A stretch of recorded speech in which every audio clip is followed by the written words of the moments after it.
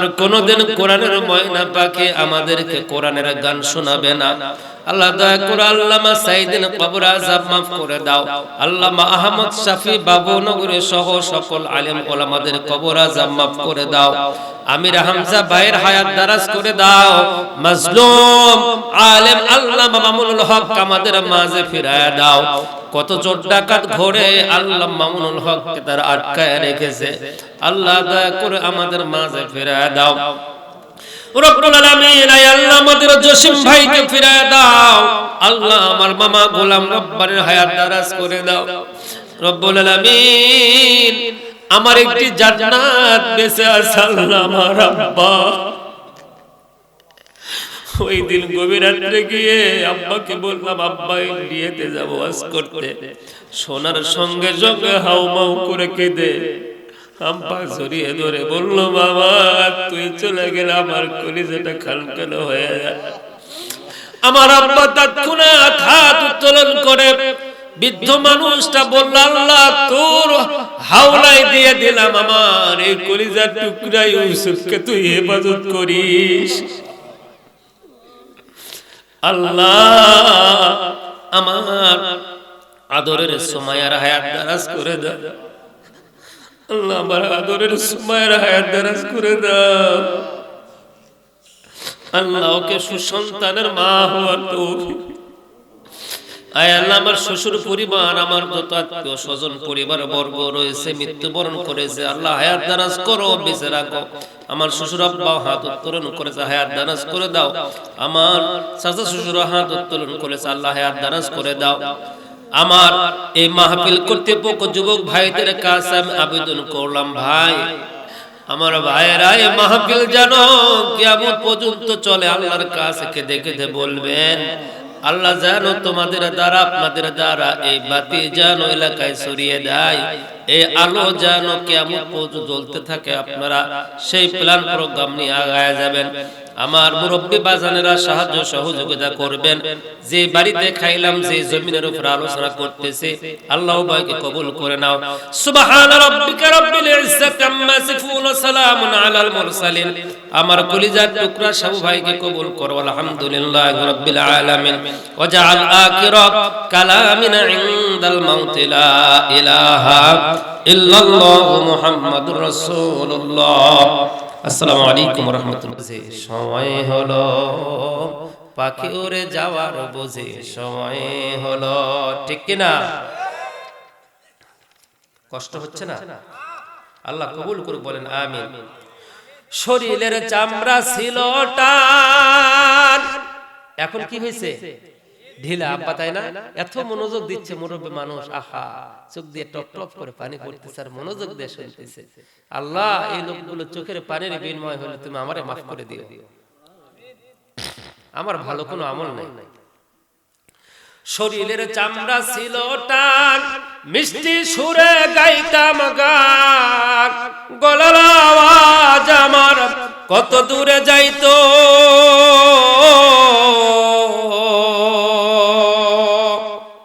পাইকা গেল মাথার চুল, কথা বলতে পরে ভুল। মুরব্বীদের ভুল হয় না? পাইকা গেল মাথার চুল, কথা বলতে পরে ভুল। চোখে দেখি গন্ডগোল, দন্ত নড়িল, পাখি উড়ে যাওয়ার বুঝে সময় হলো। পাখি উড়ে যাওয়ার বুঝে সময় হলো। যদি খুশি হন তাহলে একটু বলেন তো মারহাবা। আমি খুব খুশি হলাম। আল্লাহ আপনাদের মানিজ্যতকে বাড়ায় দেন, বলুন আমিন। হুজুর আপনি খুব কষ্ট হচ্ছে, আপনার অনেকক্ষণ ধরে বসে আছেন। আল্লাহু আকবার। তাহলে আব্বাজান এক নাম্বার সাক্ষীটা কি বলুন আরেকবার মুখস্থ করে দেন। কান। দুই নাম্বার 21,915 ঘন্টা সময় নষ্ট করলেন। কি হিসাব দিবেন? কি হিসাব দিবেন? কি হিসাব দিবেন? বাংলা, অঙ্ক, ফিজিক্স, কেমিস্ট্রি, বায়োলজি পড়তে পারেন। আল্লাহর কাছে কোনোদিন আপনার মা বাবা চায় নাই, তারপরও আল্লাহ দুইটা চোখ দিয়েছে, কোনোদিন কোরআন পড়া জানলেন না, শিখলেন না, চেষ্টাও করলেন না। ক্বালা আল কুরআনু শাফিউ মাশাফাউ ওমা হিলু মুসাদ্দাকু মান জালাহু আমামাহু কদ্দাহু ইলাল জান্নাহ। কোরআন যার পক্ষে সাক্ষী দিবে রে, ওই ব্যক্তিটা ডাইরেক্ট আল্লাহর জান্নাতে চলে যাবে, পৃথিবীর কোনো গুনাহ তাকে আটকাইতে পারবে না। সুবহানাল্লাহ, সুবহানাল্লাহ। কোরআন যার পক্ষে সাক্ষী দিবে, ইবনে মাজাহ শরীফের হাদিস, ক্বালা আল কুরআন শাফিউ মাশাফা মাহিলু মুসাদ্দাকু মান জালাহু আমামাহু কদ্দাহু ইলাল জান্নাহ। কোরআন যার বিপক্ষে, কোরআন যার পক্ষে সাক্ষী দিবে সে জান্নাতে হয়ে যাবে। ওমান জালাহু খালফা যারিহি সাকাতাহু ইলান নার। কোরআন যার বিপক্ষে সাক্ষী দিবে আমার কলিজার টুকরা, তোমার যতই বড় পরিচয় থাক না কেন, যতই পদ পদবীর অধিকারী হও না কেন, তোমার কোনো ছাড় নাই, তোমার কেউ ছুটাইতে পারবে না। রহমাতুল্লাহি আলাইহি, ভারতের দিল্লি, তেনার একটি বই আমি পড়লাম, মুজাদ্দিদ আল ফিসানির জীবনকে পড়তে গিয়ে জানলাম, কষ্ট হচ্ছে না বাবা? মুজাদ্দিদ আল ফিসানি রহমাতুল্লাহি আলাইহি তিনি প্রত্যেকটা সপ্তাহ মায়ের কবরে যাইতেন। আব্বা জান, প্রতিটা সপ্তাহ আব্বা জানের কবরের পাশে যাবেন, মায়ের কবরের পাশে যাবেন। ছোট্ট 4 বছর, 5 বছর, 10 বছরের বাচ্চাটাকে নিয়ে যাবেন, বাচ্চাটাকে নিয়ে হাত তুলবেন। আপনি শিখালেন, আপনি মরে গেলেও আপনার বাচ্চা ওর বাচ্চাকে নিয়েও দোয়া করবে। কামাল তাদিন তুদানু, যেমন কর্ম তেমন ফল রে কলিজা। ও কলিজা টুকরা আমার ভাইরা, কেন আওয়ামী লীগকে গালি দেন? জামাত বিএনপি যখন 8 সালে ডাকছিল তখন তো মাঠে কেউ নামেন নাই। 14 সালে ডাকছিল তখনও নামেন নাই। আল্লামা সাইদি যখন ধরলো তখনও নামেন নাই। মামুনুল হককে ধরেছিল তখনও নামেন নাই। আল্লামা বাবু নগরকে যখন ধরলো, ইনজেকশন করলো, লোকটা ধুকে ধুকে মারা গেল, তখনও প্রতিবাদ করো নাই। আমির হামজাকে জেলখানাতে রাখলো, তখনও তোমরা প্রতিবাদ করো নাই। কামা তাদিনু তুদানু, যেমন কর্ম তেমন ফল। আল্লাহ পাক তোমাদের উপরে নারাজ হয়েছে, যার কারণে জালিমদেরকে তোমাদের মাথার উপরে চাপায়া দিয়েছে।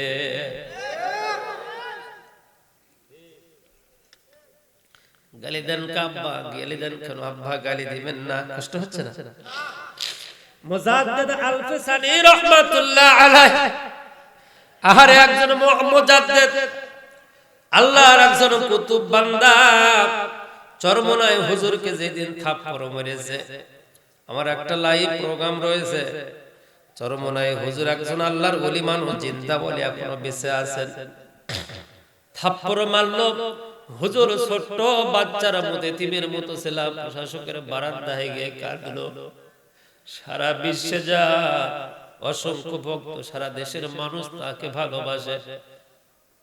চরমনায়ের একবার মাঠে যারা যায় তারা দাঁড়িয়ে সারা যায়, দাঁড়িয়ে নিয়ে আসে, নামাজ সারা যায়, নামাজ নিয়ে আসে। কারো প্রতি হিংসা কিনে নাই আব্বা, ওনারাও দাওয়াত করতেছে ইসলামের। আপনি গুলি করে ইসলামের অস্ত্র দিয়ে ইসলামের উপকার করতেছেন, যুদ্ধ করতেছেন, আর একজন কলম দিয়া ইসলামের লেখাগুলো লিখে লিখে মানুষকে প্রচার করতেছে। কেউ কিন্তু কম না, দুটোই। কাউকে গালি দেওয়া যাবে না। হুজুর এতিমের মতো জেলা প্রশাসকের দরজায় দাঁড়ায় থাকলো, কি বিচার হলো?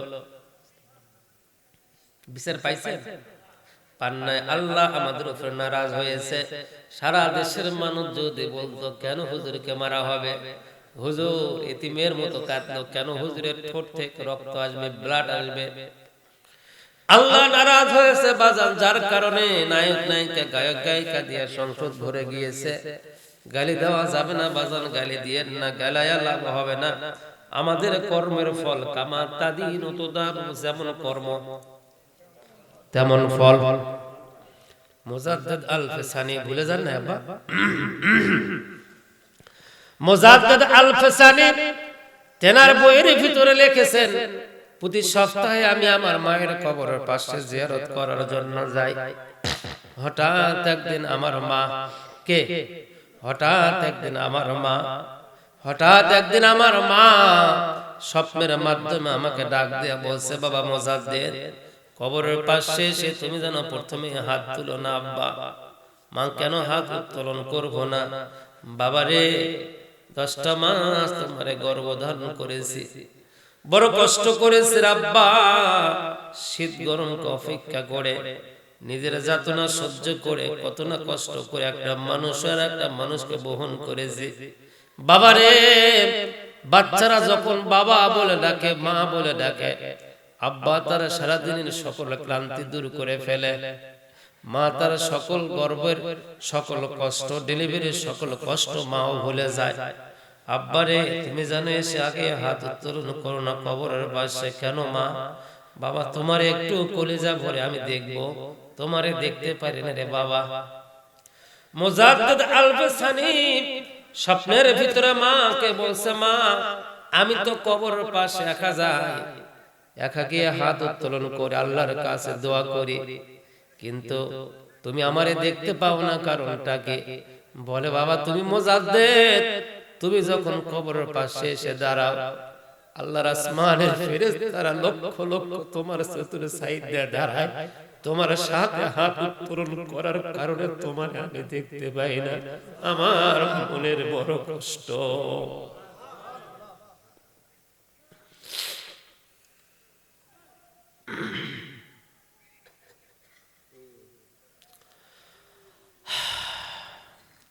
বাজান আমার ওষুধ শেষ,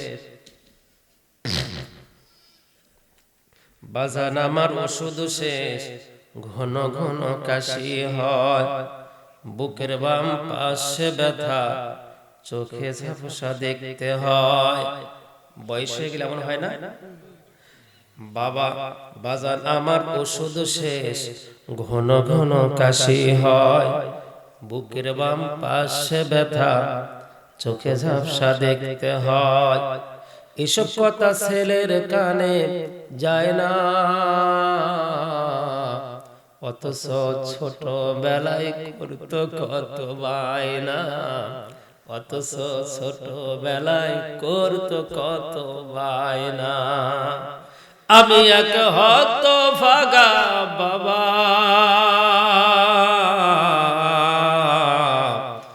এ দুনিয়া ছাইরা গেলে কারে তুমি ডাকবা, আমি মরে গেলে ওষুধ কারে কিনে দিবা।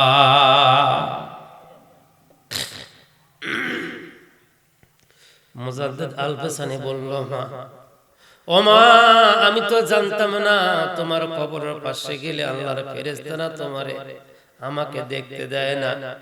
মুজাদ্দিদ আল-ফিসানি বলেন, আমি তারপরে যতদিন কবরের পাশে, মার কবরের পাশে গিয়েছি, যে প্রথমে হাত উত্তোলন করি নাই, আগে দাঁড়ায় থাকছি, মাকে সালাম দিয়েছি, কারণ হাত তোলার সাথে সাথে ফেরেশতারা এসে দাঁড়াবে, মাকে আমাকে দেখতে দিবে না। ও বাজান, এখান থেকে কি শিক্ষা বলেন তো দেখি? মুজাদ্দিদ আল-ফিসানির মা যদি সন্তানকে দেখে, তাহলে আপনি আমিও মা বাবার কবরের পাশে গেলে আমাদেরকেও তারা দেখে এবং তারা আমাদের জন্য দোয়া করে। যদি না যান তাহলে কিন্তু লানাত। এই জন্য সন্তানেরা বেশি বেশি মা বাবার কবরের পাশে যাবে, হাত তুলে তুলে দোয়া করবে, আল্লাহ যেন করার তৌফিক দান করে দেয়। বলুন আমিন। সংক্ষিপ্ত করে না, বেশি হয়ে গেছে আর না। আচ্ছা, সম্মানিত ভাইরা আমার, 5টা সিসি ক্যামেরার ভিতরে আমি আর কথা বলতে পারবো না, গভীর রাত হয়ে যাচ্ছে। আমি জানি আপনারা আরো 2-2.5 ঘন্টা পর্যন্ত থাকবেন, কিন্তু সম্ভব না, কারণ এখানে অনেক অসুস্থ মানুষ আশেপাশে গ্রামে থাকতে পারে, মাইকের আওয়াজ তাদেরকে কষ্ট দিচ্ছে।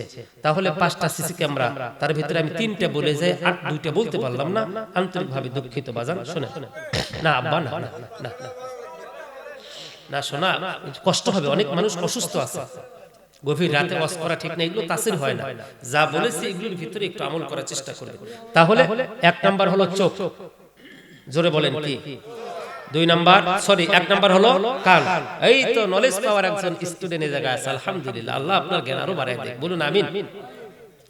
1 নাম্বার, 2 নাম্বার, এরপর আল্লাহ পাক বলবেন ওয়াজুলুদুহুম, এটা সবচাইতে মারাত্মক, সবচাইতে মারাত্মক। ওয়াজুলুদুহুম, ওয়াজুলুদুহুম, ওয়াজুলুদুহুম, এই জায়গা, এই জায়গা, এই জায়গা, এই জায়গা, এই জায়গা, এই জায়গা, এই জায়গা, অর্থাৎ মাথার ছাদি থেকে নিয়ে পা পর্যন্ত সব জায়গায় চামড়া আছে না নাই? জুলুদুন মানে চামড়া।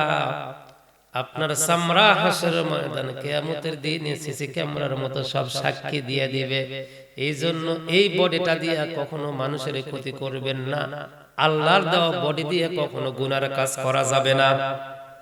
যাবে? ধরা খাবেন কেমনে? বাড়ির সামনে যদি সিসি ক্যামেরা থাকে আয়তন 100 ফিট 200 ফিট, ওই এলাকায় চোর যারা মোটরসাইকেল সাইকেল চুরি করে ওরা আগে আশেপাশে দেখে কোন সিসি ক্যামেরা আছে কিনা।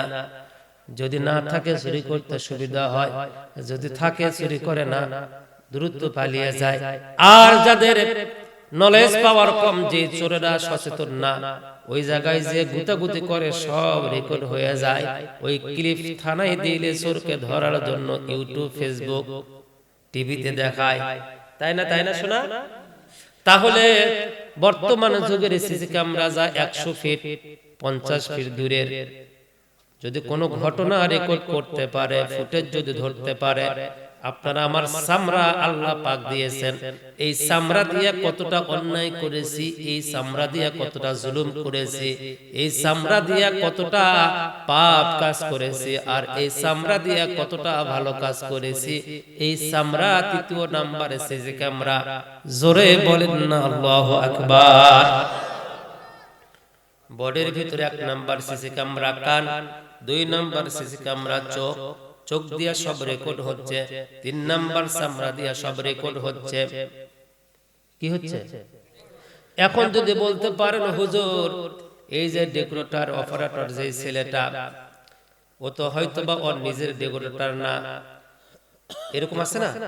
নিজের ডেকোরেটর না।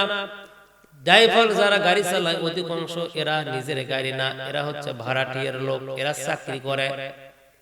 তাহলে আপনার কাছে প্রশ্ন, ড্রাইভারের পা থেকে মাথা পর্যন্ত যা আছে মালিকেরও ঠিক তাই, তা নাই? আছে। আমার বডিতে যা আছে আল্লাহর দেওয়া, হুজুরের বডিতেও, ওনারও 2টা আমারও 2টা, ওনারও দাঁত আমারও দাঁত, ওনারও হাত আমারও হাত, তাই তো? শুধু হয়তো একটু কালারের পরিবর্তন, একই ভাটার ইট, একটু পোড়ার কম আর বেশি। আমাদের সায়েন্সের স্যার বলতো ফিজিক্স কেমিস্ট্রি পড়াইতে, আমার আব্বা জান, এই যে মাথা থেকে নিয়ে পা পর্যন্ত, একজন ডাক্তারের কাছে বসছিলাম, কথা বলছি, মেডিকেল সায়েন্স ডাক্তার, বিজ্ঞানী, উনি আমাকে বলল হুজুর, আমি বললাম আপনি বলতেছেন কিডনির দাম 10 লাখ, কি করে 10 লাখ টাকার কিডনি আপনি পাবেন কোথায়? কি করে? অনেক এলাকায় মানুষ চুরি করে ইন্ডিয়ায় কিডনি বিক্রি করতে যায়, ঠিক না? এগুলো হারাম। তো একটা কিডনির দাম যদি 10 লাখ হয়, বুঝুন 10 লাখ না, যারা কোটিপতি বড় লোক, যাদের হারাম খেয়ে খেয়ে আল্লাহ কিডনি ড্যামেজ করে দিয়েছে, এরা 1 কোটি টাকা দিয়ে এরা কিনবে, ঠিক কিনা? যারা হারাম খায় তাদের 3টা ক্ষতি হয়। সংক্ষিপ্ত ভাবে বলি, হাতটা একটু দেখান তো আব্বা কষ্ট করে। 1 নাম্বার, এরকম ধরেন, হারাম খানেওয়ালা মানুষের 3টা ক্ষতি হয়। 1 নাম্বার, কয় নাম্বার? চোখের ঘুম আল্লাহ কেড়ে নেয়। মাথা ঝাঁকায়া বলবেন ঠিক কিনা? গরিবের ঘুম সন্ধ্যা 7টায়। কোটিপতি হারামখোর, মানুষকে কষ্ট দেওয়া, জুলুম করা, এই জুলুম বাজদের ঘুম হলো রাত 2টার পরে, তারপরও আবার কয়েকটা ট্যাবলেট, ঠিক না বা? 2 নাম্বার হারামখোরদের সন্তান, এরা কথা শোনে না, এদের মাথার চুলের কাটিং দেখলে বোঝা যায় এর বাপ হারামখোর। যুবকরা বলো ঠিক না? এদের মাথার চুলের কাটিং দেখলে, স্টাইল দেখলে বোঝা যায় এরা হারামখোরের বেটা।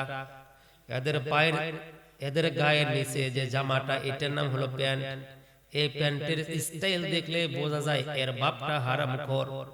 এর মাটাও ঠিক ওই কায়দায়, কারণ ওর মা কোনোদিন স্বামীকে বাধা দেয় নাই, হারাম ইনকাম করলে তোমার বাড়িতে থাকবো না এই কথা বলে নাই। অথচ ওই লোকটা হারাম ইনকাম করতে করতে যখন পরক্রিয়া প্রেম করে, ওই সময় কিন্তু স্বামীর ভাত খাবে না বলে অভিযোগ তোলে। কষ্ট হয়? প্যান্টটা দেখবেন এমন পরিস্থিতি, হাঁটুতে ছেঁড়া, মনে হয় কুত্তে কামড়ে নিয়ে যায়, কুকুর কামড়ানো প্যান্ট। আবার এই জায়গায় দেখবেন আশ্রানো, এই জায়গায় মনে হয় বিড়াল ছিঁড়ে নিয়ে গেছে। এমন পরিস্থিতি প্যান্ট, এই প্যান্ট পরে ভদ্র সমাজে যাওয়া যায় না। ওই প্যান্টটার নাম আবার পাগলু থ্রি জাক্কের ৩,৩২০ টাকা দিয়া। হারাম খুনের সন্তানেরা ওদের বাবার কথা শোনে না। বাবা যদি বলে কাউনিয়া যা, ও জায়গায় বান্দা, বুঝলেন? আছে না এরকম? হারামখোরদের সন্তানেরা তাদের বাবার কথা কর্ণপাত করে না। ৩ নাম্বারটা বলে ফিনিশিং দেয়, হারামখোরদের স্ত্রীরা কখনো স্বামীর কথা মেনে চলে না। রাস্তাঘাটে বাজারে গাড়িতে যখন যাবেন, হয় তাদের বুক বের করা থাকবে, নয়তো পেট বের করা থাকবে, নয়তোবা তাদের বডির উঁচু নিচু জায়গাগুলো প্রদর্শন করতে করতে যাবে। অথচ তার স্বামী জিন্দা মানুষ সাথে ঘুরতেছে। ওর স্বামী যদি বলেছে এগুলো ঢেকে ঢুকে যাও, বোরকা পরে যাও, রাগ করে বলবে তোমার সাথে আজকে যাবোই না, তুমি যাও। তার মানে স্বামীর কথা শোনে না, যার কারণে ঢাকে না, হারাম খায়, এই জন্য স্বামীর কথা শোনে না। আল্লাহ পাক তাদের কাছ থেকে পাওয়ার গুলো কেড়ে নেয়। জোরে কন্যা মারহাবা।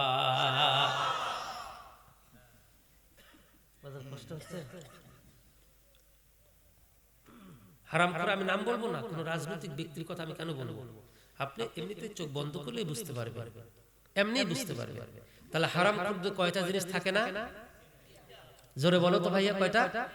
1 নাম্বার, না না না, ওইটা না, হারাম খুরদের কথা বলছি। 1 নাম্বার রাতের ঘুম থাকে না। হ্যাঁ, 1 নাম্বার রাতের ঘুম। এই ঘুমের মতো মজার পৃথিবীতে কোনো ট্যাবলেট নাই, কোনো খাবার নাই, কোনো হোটেল নেই। যাদের ঘুম নাই ওরা বোঝে জ্বালা কত বোরকা, ঠিক কিনা? হারামখোরদের 1 নাম্বার কি কেড়ে নেয় আল্লাহ? 2 নাম্বার, 2 নাম্বার সন্তানেরা অবাধ্য হয়, বাবা মায়ের কথা শোনে না। 3 নাম্বার স্ত্রী অবাধ্য হয়, কথা শোনে না। তাহলে স্ত্রীও যদি কথা না শুনে, সন্তানও যদি কথা না শুনে, ওই লোকটার কি শান্তি আছে? ওই রাত করে যদি রাতের বেলা ঘুমায়, চোখে যদি ঘুম না আসে, তাহলে অবস্থাটা কেমন হয়? এই জন্য হারাম খাওয়া বাদ দিয়ে দেন, এক্ষুনি বাদ দেন। আল্লাহ আপনাকে শান্তিতে রাখবে। বলুন আমিন। আল্লাহ সুবহানাল্লাহ। বাজার 3টা সাক্ষী থাকলো শরীরে। কয়টা সাক্ষী থাকলো? 3টা। 1 নাম্বার হলো চোখ, 1 নাম্বার হলো কান, 2 নাম্বার চোখ, 3 নাম্বার হলো চামড়া। এবার আসুন, মেডিকেল সায়েন্স ডাক্তারের কাছে প্রশ্ন করেছিলাম যে ডাক্তার সাহেব, একটা কিডনির দাম 10 লাখ হয়, তাহলে পুরো বডিটাকে কেটে কেটে টুকরা টুকরা করে আপনাদের কাছে যদি বিক্রি করা হয়, আপনারা কত দাম দেবেন? তখন বলে, হুজুর, মানুষ তো এই বডি নিয়ে হিসাব করে না, আমরা মেডিকেল সায়েন্স বিজ্ঞানীরা হিসাব করে দেখেছি, একটা মানুষের বডিতে আল্লাহ পাক 1, 2, 3 না, প্রায় 272 কোটি টাকার মাল মেডিসিন দিয়ে মানুষকে সাজিয়ে দিয়েছে। এত আস্তে সুবহানাল্লাহ বললেন, আল্লাহকে একটু জোরে করে সুবহানাল্লাহ বলেন।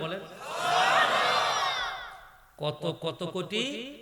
272 কোটি টাকার সম্পদ আল্লাহ পাক না চাওয়াতে তোমাকে দিয়েছে। তারপরেও যদি তোমার আল্লাহর পায়ে সেজদায় তোমার কপালটা না পড়ে, কথায় কথায় আলহামদুলিল্লাহ সুবহানাল্লাহ যদি না বলতে পারো, গীবত করো, তোমার মতো নালায়েক, তোমার মতো একটা চতুষ্পদ জন্তু আর পৃথিবীতে কেউ নাই। উলাইকা কাল আনআম বাল হুম আদাদ ওয়া উলাইকা হুমুল গাফিলুন। আমি বলি নাই, আল্লাহ বলেছে। আব্বুজান আল্লাহ বলেছেন। কে বলেছেন? আচ্ছা, পোষা কুকুর কেউ পালে এখানে? একটু হাত তুলে দেখান তো যে আমি কুকুর পালি। একজন পোষা কুকুর পালেন আপনি? আচ্ছা, হাত নামান। আপনি আজকে আসছেন, এটা হচ্ছে খামার বজরা না? খামার বজরা, এখানে আসছেন। রাতের বেলা এখান থেকে যাবেন, যাওয়ার পরে কুকুর কিন্তু বাড়ির ভিতরে যদি থাকে, প্র্যাকটিক্যাল প্রমাণ দেখবেন, হাউমাউ করে উঠবে, পায়ের আওয়াজ সাথে শোনার সাথে সাথে। যারা সায়েন্সে পড়াশোনা করেছো, আমরা পড়েছি যে মানুষের চাইতে, অন্য অন্য প্রাণীর চাইতে কুকুরের শ্রাব্য ক্ষমতা আল্লাহ পাক 20 কোটি গুণ বেশি দিয়েছে। কেন দিয়েছে জানেন? এবার শোনেন কেন আল্লাহ পাক এই হারাম একটা জানোয়ারের ভিতরে আল্লাহ পাক এতগুলো পাওয়ার কেন দিলেন? দেওয়ার কারণ হলো, শোনেন বুঝবেন।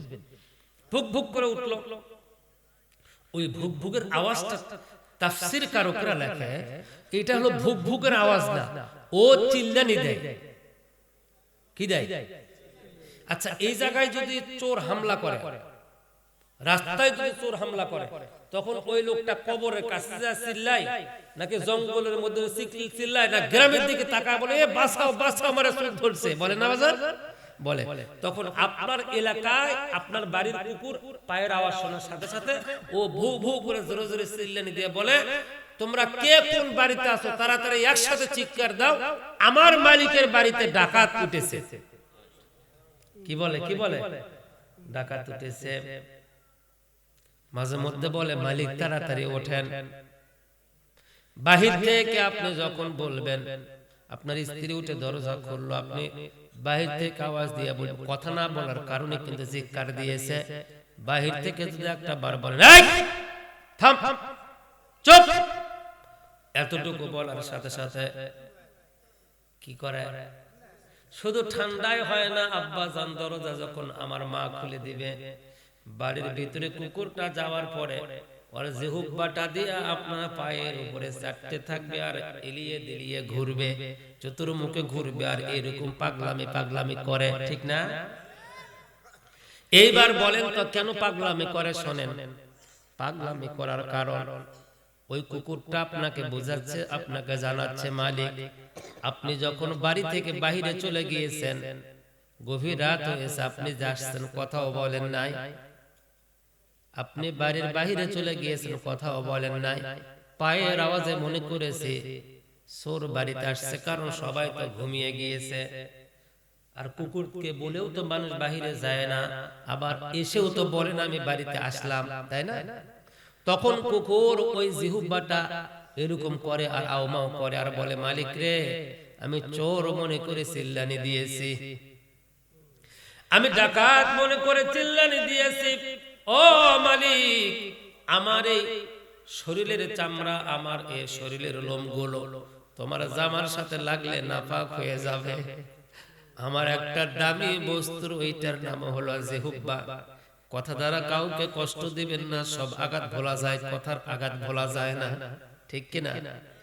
আমাদেরকে তোমরা তেতুল হুজুর বলেছো, আল্লাহ কি অপমান না করেছে একজন বৈবিধ্য আলেমকে, আল্লামা আহমদ শাফিকে, মনের ভিতরে যন্ত্রণার কষ্ট নিয়ে বিদায় নিয়ে চলে গেল। আমরা হুজুর হওয়ার কারণে, নবীজির ওয়ারিস হওয়ার কারণে তোমরা যুদ্ধ অপরাধী বলেছো, আমরা হুজুর হওয়ার কারণে, আলেম হওয়ার কারণে আমাদেরকে তোমরা মোল্লা মোল্লা বলে ডাকো। আহারে, রাসূল তো এই সুন্নাহ, এই টুপি দাড়ি ব্যবহার করেছে, আমরা তো সেটাই করি রে বাপ। খবরদার জিহুব্বা দিয়া মানুষকে কষ্ট দিবেন না। কুকুর জিহুব্বা দিয়া পায়ের উপরে চেটে চেটে বলে মালিক আমার পবিত্র আর কোন শরীরের ভিতরে বস্ত্র নাই যেটা দিয়ে আমি আপনাকে সম্মান করব, আমার শরীরের ভিতরে দামি এটা হলো জিহুব্বা, আর আপনার পুরা বডির ভিতরে সবচাইতে নিচের অংশ হলো কি? পা, ঠিক না বাজার? এই পা, এই পার উপরে আমার দামি জিহুব্বা দিয়া বললাম সেটে সেটে বলতেছি তুমি আমারে ক্ষমা করে দাও, আগামী কালকে ঘাড় ধরে বাড়ি থেকে বের করে দিও না। ছোট্টবেলায় মা জন্ম দিয়েছে, আব্বার খোঁজ আমরা জানি না, হারাম যত বাড়ে তত তাড়াতাড়ি বিদায় নেয়, ঠিক কিনা? হারাম যত তাড়াতাড়ি বাড়ে তত তাড়াতাড়ি বিদায় নেয়। তো এই কুকুরগুলো মরে যাওয়ার পরে 2-1টা কুকুর মা নিয়ে আপনার পাউশের পালা, বোঝেন তো বাজান না কিসের পালা বলেন? না না না না, ওই যে উচ্ছিষ্ট ফালায়, তারপরে আপনার ছাইগুলো ফালায়, বাহিরে একটা গরুর গোবর যা উচ্ছিষ্টগুলো ফালায়, কি কয় এটা নাম? গোবরের ভিটা, ভিরা। আমাদের এলাকার ভাষা হচ্ছে আওজান, আওজান করে কয়, পাউশের পালা বলে, এগুলো বলে। মা বোন ফালায় না? এই যে শীতের সময় যখন গরম এই খের পোড়াগুলো যখন ফালায়া দিবে, ওই জায়গায় কুকুর দেখবেন সবটি ভরে চুপ করে বসে থাকে। ওই কুকুর জিহুব্বা দিয়া বলতেছে মালিক আমার মা যখন আমাকে ধীরে ধীরে রেখে চলে যায়, আমি তোমার বাড়ির বাহিরে ওই ভিড়ার উপরে থাকতাম, ওই আউজানের উপরে থাকতাম, ওই জায়গায় রাতের বেলা ঘুমাইতাম। সকাল বেলা তোমার জামাই রাত্রে বাড়িতে আসতো, দই খাইছো, হাড়ি ফালাইছে, ওই দইয়ের হাড়িটা সেটা খাইছি।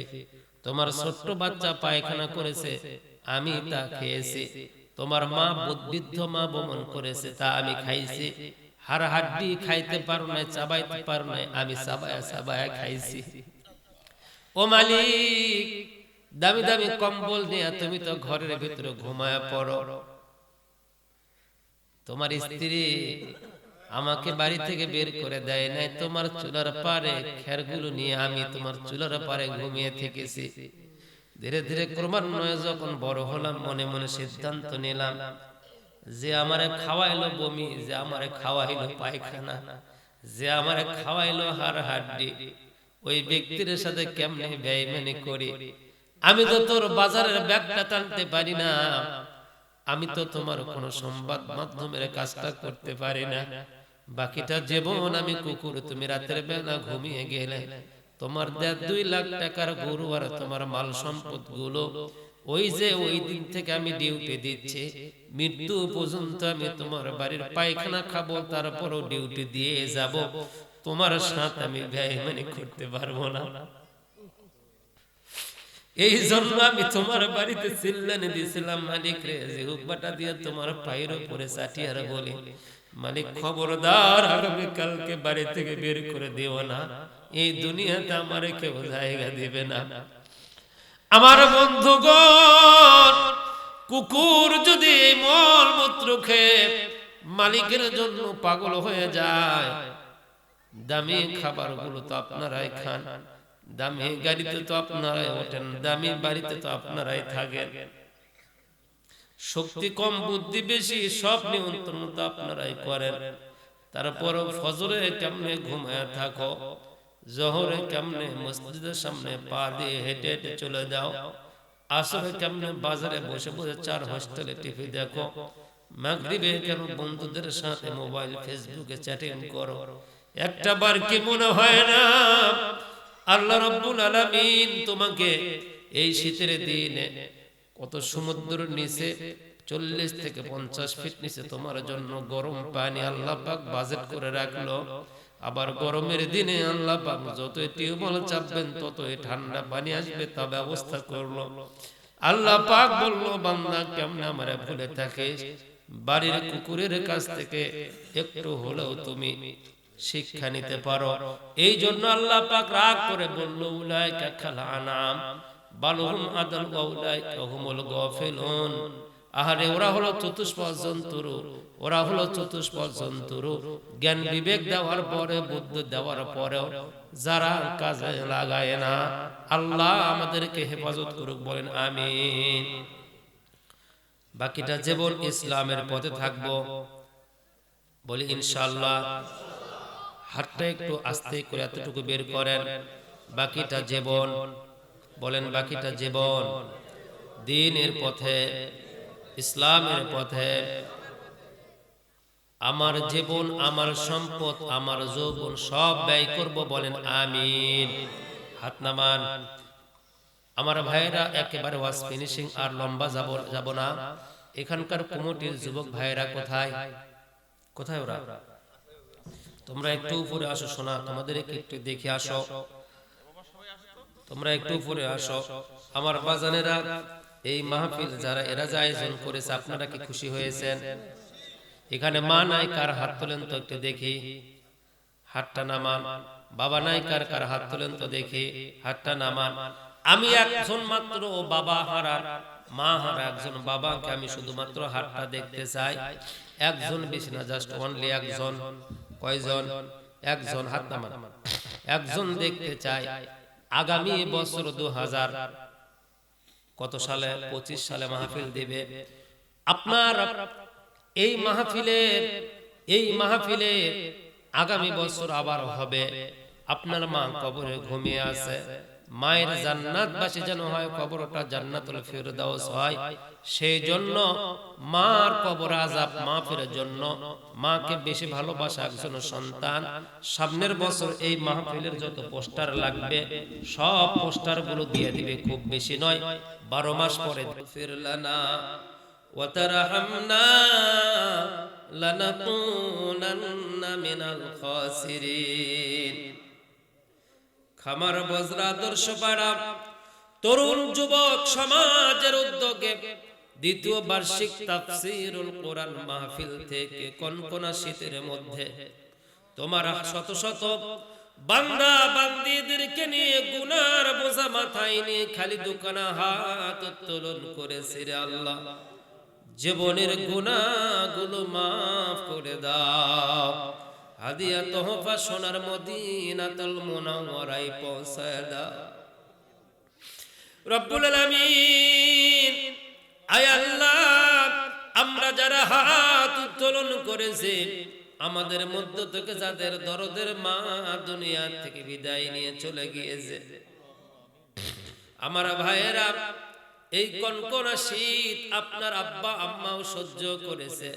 ওই সময় বিদ্যুৎ ছিল না, ওই সময় দামি কম্বল ছিল না, মা সারাটা দিন কাজ কর্ম করে গভীর রাতে ঘুমিয়ে পড়েছে। এই কনকনা শীতের মধ্যে সন্তানটা মায়ের ডান পাজরে প্রস্রাব করে দিয়েছে। মা প্রস্রাবটা করার সঙ্গে সঙ্গে পরিষ্কার করে মা বাম পাজরে নিয়েছে। বাম পাজরে রাত 3টার সময় সন্তান টয়লেট করেছে।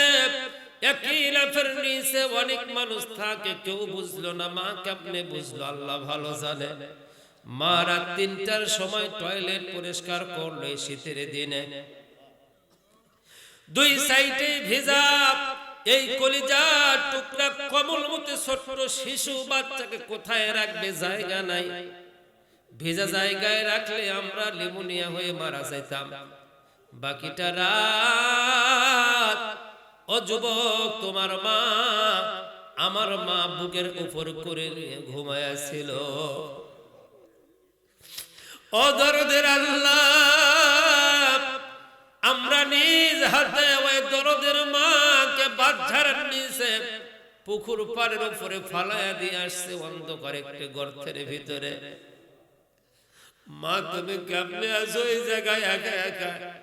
মা তুমি কেমনে থাকো বিদ্যুৎ লাইট বিঘিন লেপ্ত সুখবিহীন? মার যখন পেটে ছিলাম হাঁটু দিয়ে গুঁতো মারলে মা বিছানা ছেড়ে উঠে গিয়ে বাহিরে বারান্দায় দাঁড়িয়ে চোখ দিয়ে পানি ঝরায় দিত। কেউ জিজ্ঞাসা করলে বলতো কিচ্ছু হয় না। আহার মা, 2.5 বছর তোমার বুকের দুধ টেনে টেনে খেলাম, 5টা বছর টয়লেট পরিষ্কার করলাম। ও মা, 5টা সন্তানকে মানুষের বাড়িতে কাজ করে করে লেখাপড়া করায়, 5 জন সন্তান একটা মাকে লালন পালন করতে পারে না। দয়াময় মালিক আল্লাহ, যাদের মা এই কনকনা শীতের ভিতরে অন্ধকার কবর আযাব গুলো মাফ করে দাও। বিশেষ করে পোস্টার দ্বারা দিল, লাইটিং এর ব্যবস্থা করলো, মাইকের ব্যবস্থা করলো। আল্লাহ তাদের আব্বা আম্মার কবর আযাব মাফ করো, বেঁচে থাকলে হায়াত দারাজ করে দাও। আয় আল্লাহ, এখানে সব চাইতে বড় দুঃখী আমি। 24টা বছর হয়ে গেল মাকে হারিয়ে ফেলেছি। আমার ভাইরা, আমার মতো আপনারা এত দুঃখী না রে ভাই। কত যন্ত্রণা নিয়ে দেশ বিদেশে ঘুরি, পরশুদিন মায়ের কবরের পাশে দাঁড়ায় দাঁড়ায় কাঁদলাম। আহারে মা, তোমার স্বপ্ন ছিল মাথায় পাগড়ি, মা তোমার স্বপ্ন ছিল কোরআনের হাফেজ হব।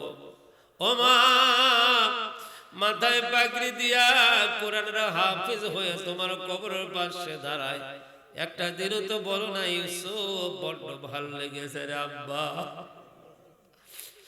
আল্লাহ দয়া করে মার কবর আযাব মাফ করে দাও।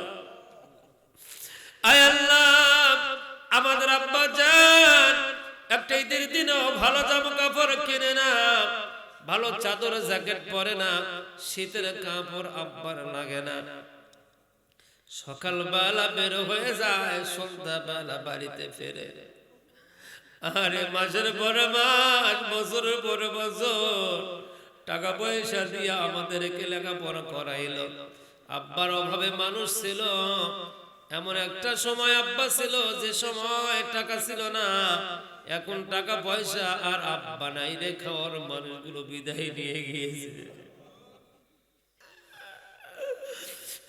আমার ভাইরা,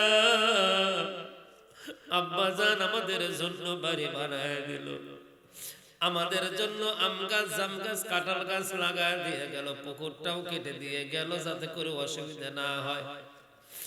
আব্বা এখন বাচ্চার পুকুর পারে নিয়েছে, কেমনে একা একা ঘুমিয়ে জানলাম।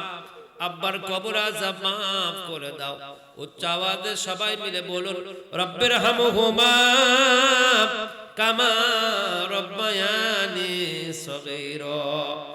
আল্লাহ, খামার বজরা পানার ডাইনে বামে সামনে পিছনে প্রত্যেকটা কবর আযাবকে তুমি মাফ করে দাও। আমার তরুণ যুবক ভাইদের কাছে দোয়া চাই, আপনাদের কাছে দোয়া চাই। এই কনকনা শীতের ভিতরে বৃদ্ধ মানুষগুলো কেঁদে কেঁদে তাদের দাড়িগুলো ভিজায় দিয়েছে। আল্লাহ, আমার লাইফে এমন কোন ভালো আমল করি নাই, কত বক্তা রোড অ্যাক্সিডেন্টে মারা যায়। আমি যেদিন বিদায় নিয়ে চলে যাব, শুনবেন শেখ আবু ইউসুফ হুজুর নাই। আমার ভাইয়ের আল্লাহর কাছে কি নিয়ে যেতে দিবে, এমন কোন ভালো আমল আমি করি নাই। আপনারা একটু আমার জন্য দোয়া করবেন, আল্লাহ যেন আমারে মাফ করে দেয়। আয় আল্লাহ, যতদিন হাত উত্তোলন করেছে বারবার মনে পড়ে যায় পিরোজপুরের কোরআনের ময়না পাখির কথা। আমরা মনে করেছিলাম আল্লামা সাইদি আবারও ফিরে আসবে, কোরআনের ময়না টিয়া পাখিটা আবারও বাকুম বাকুম করে কোরআনের কথাগুলো শোনায় দিবে। আর কে ডাক দিয়া বলবে, যুবক নামাজ পড়ো, যুবক নামাজ পড়ো, মা বাবার খেজমত করো। আর কে বলবে রে আল্লাহ, আর কোনদিন কোরআনের ময়না পাখি আমাদেরকে কোরআনের গান শোনাবে না। আল্লাহ দয়া করে আল্লামা সাইদিন কবর আযাব মাফ করে দাও। আল্লামা আহমদ শাফি বাবুনগরী সহ সকল আলেম ওলামাদের কবর আযাব মাফ করে দাও। আমির হামজা ভাইয়ের হায়াত দারাজ করে দাও। মাজলুম আলেম আল্লামা মামুনুল হক আমাদের মাঝে ফিরায়া দাও। কত জোর ডাকাত ঘোরে আল্লাহ মামুনুল হককে তার আটকায় রেখেছে, আল্লাহ দয়া করে আমাদের মাঝে ফিরায়া দাও। রব্বুল আলামিন, আয় আল্লাহ আমাদের জসিম ভাইকে ফিরায় দাও। আল্লাহ আমার মামা গোলাম রব্বারের হায়াত দারাজ করে দাও। রব্বুল আলামিন, আমার একটি জান্নাত বেঁচে আছে আল্লাহ আমার আব্বা। ওই দিন গভীর রাত্রে গিয়ে আব্বাকে বললাম, আব্বা ইন্ডিয়াতে যাব ওয়াজ করতে। সোনার সঙ্গে সঙ্গে হাউমাউ করে কেঁদে আব্বা জড়িয়ে ধরে বলল, বাবা তুই চলে গেলে আমার কলিজাটা খানখান হয়ে যায়। আমার আব্বা তৎক্ষণাৎ হাত উত্তোলন করে বৃদ্ধ মানুষটা বলল, আল্লাহ তোর হাওলায় দিয়ে দিলাম, আমার এই কলিজার টুকরা ইউসুফকে তুই হেফাজত করিস। আল্লাহ আমার আদরের সুমাইয়ার হায়াত দারাজ করে দাও। আল্লাহ আমার আদরের সুমাইয়ার হায়াত দারাজ করে দাও। আল্লাহ ওকে সুসন্তানের মা হওয়ার তৌফিক। আয় আল্লাহ, আমার শ্বশুর পরিবার, আমার যত আত্মীয় স্বজন পরিবার বর্গ রয়েছে মৃত্যুবরণ করেছে, আল্লাহ হায়াত দারাজ করো, বেঁচে রাখো। আমার শ্বশুর আব্বা হাত উত্তোলন করেছে, হায়াত দারাজ করে দাও। আমার চাচা শ্বশুর হাত উত্তোলন করেছে, আল্লাহ হায়াত দারাজ করে দাও।